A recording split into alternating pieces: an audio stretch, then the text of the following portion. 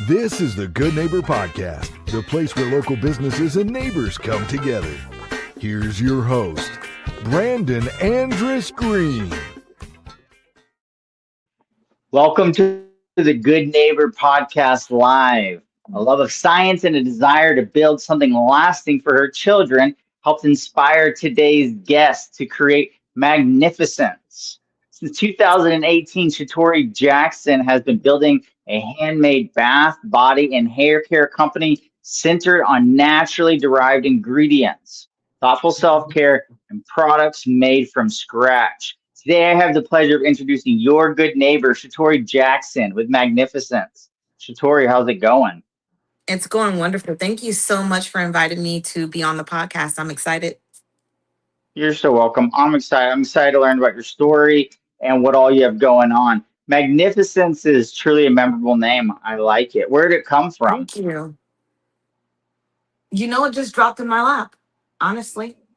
Oh, I can't say that I did any clever brainstorming to get it. I just kind of prayed and it fell. I love it. And what first inspired you to start this business?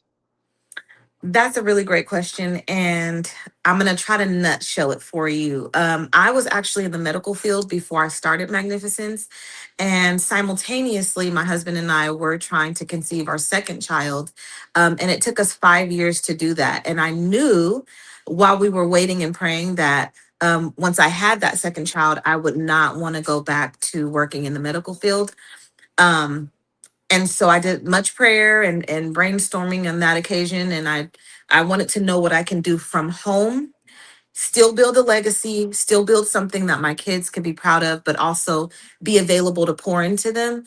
And this is the thing that I stumbled across, and I just knew like this is it.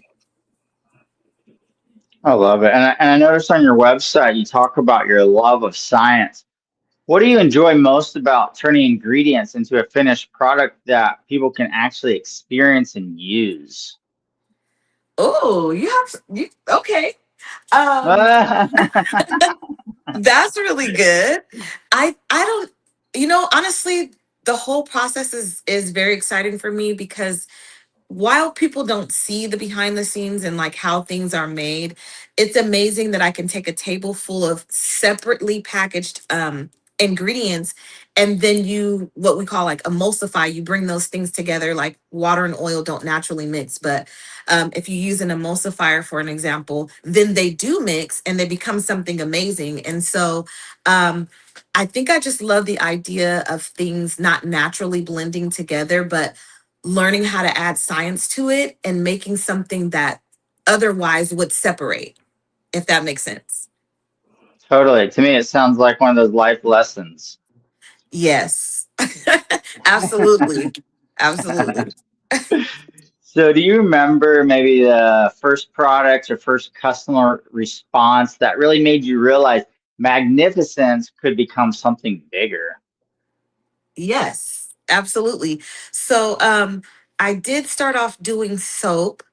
Um and then when I was probably maybe I don't know 6 months postpartum with our second child, and when we were praying and waiting for, my hair just seemed to not bounce back. Like maybe the hormones were doing what they wanted to do, and I was really feeling a way about it.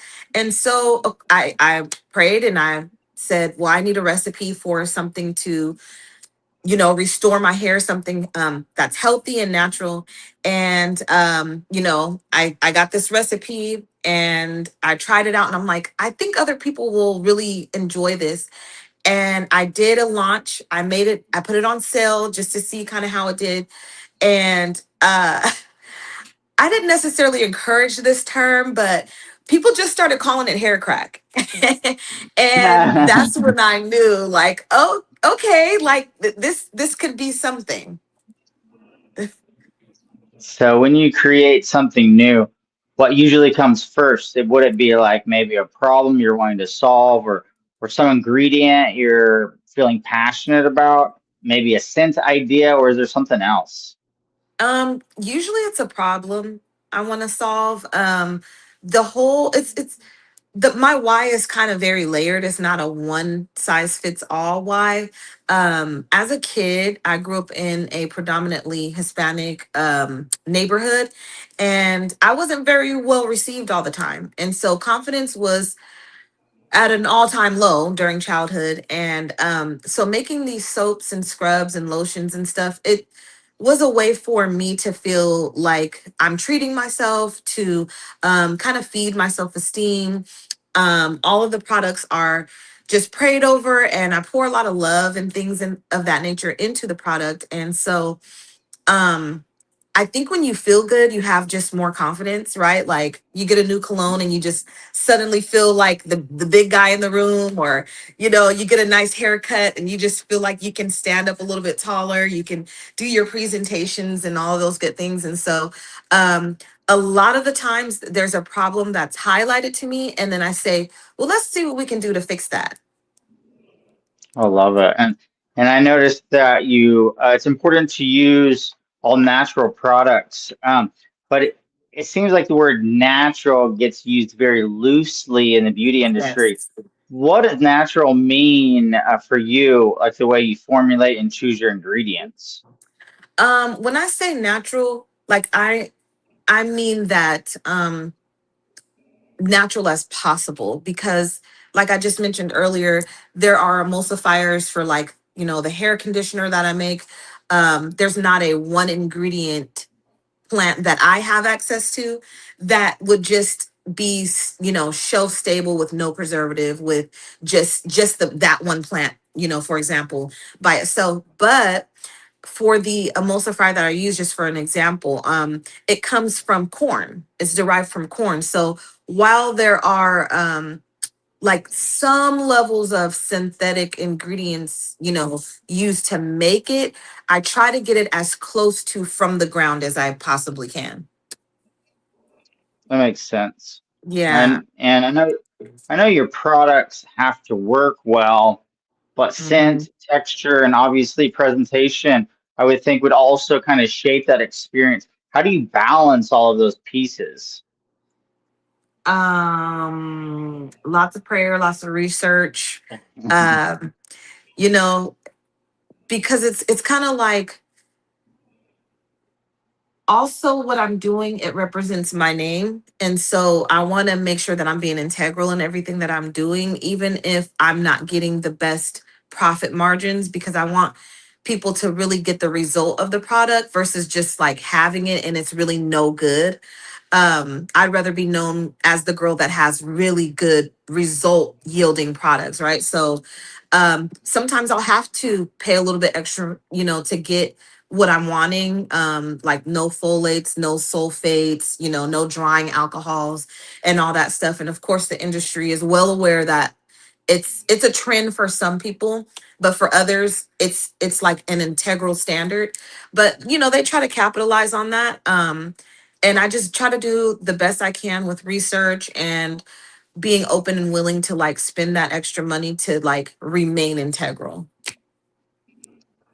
It's awesome. And now you're creating products for hair, body, and even men's grooming, which I was impressed to see. Yes, Which which thank you. products or customer reactions have kind of surprised you the most? Um, hmm.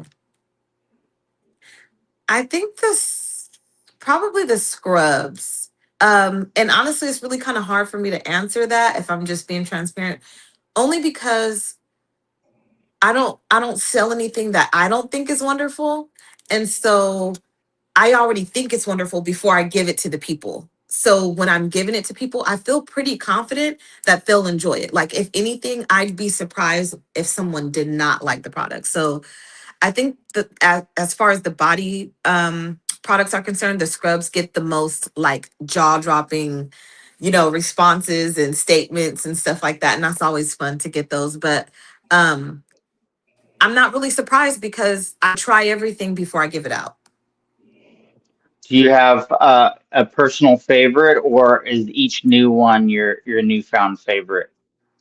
Yeah, I think I'm kind of a sucker for everything. Like, um, some things I want to keep to myself and not put on the website just because I just feel like I just love to use it. It makes me feel good. It makes me feel confident.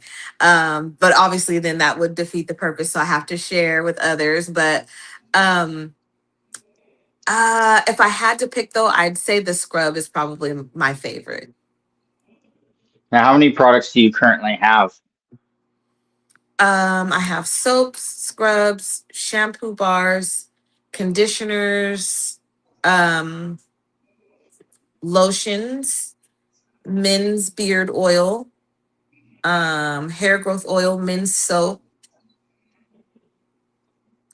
curl cream. So, and then I have a heel line, which is also a scrub and then a body balm. So 10 things altogether. And when you say heel line, is that heel as in the foot heel, HEEL, HEAL, or as in like, HEAL helps you yes, heal? yes, yes, because I put magnesium in it, and magnesium Nice. is like, yeah, it's like a naturally occurring like sleep aid, and it helps with like aches and pains and stuff. And so I thought heal would be a good name. I love it. And you work with both individual customers and retailers, is that true? Yes, that's correct. Hmm. What makes a store or retail partner a good fit for Magnificence?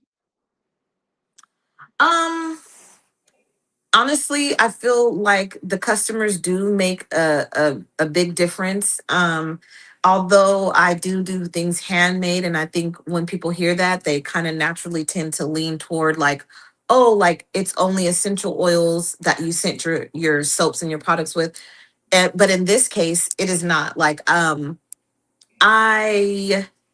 I don't want to down that group of creators because there's definitely like space for all of us.